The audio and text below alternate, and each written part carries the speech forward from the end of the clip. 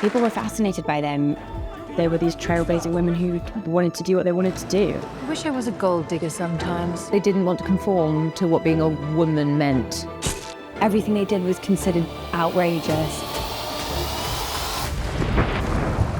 Outrageous is a series of primarily focusing on the 6 Mitford sisters. They are an aristocratic family, but they consider themselves a poor aristocratic family. We meet them in 1931, where they are all on the brink of quite a lot of change. This isn't like other period shows you've seen. It's got a wild, unruly spirit.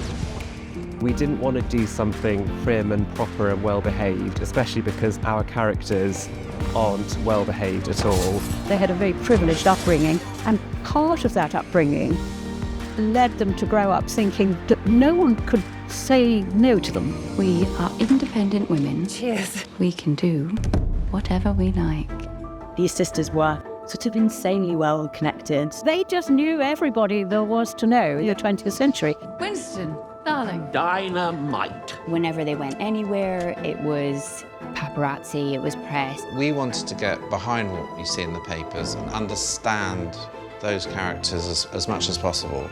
How did these sisters come to take these incredibly extreme paths? They had this will to just go where they felt was right and didn't kind of question it. You broke their will. What makes them fascinating is their political leanings and how incredibly diverse they were. The violence at that meeting, he encouraged it. He has a right to free speech.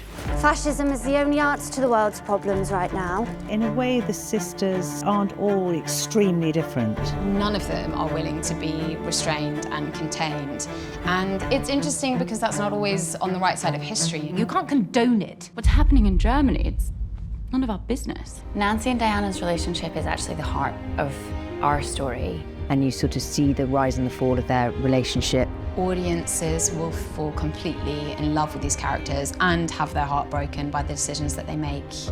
Our writer writes these women like they could be women that you met yesterday. I'm interested in how they felt about what happened to them, not just what happened to them. What do you do when someone you really love does something really awful and vile like this?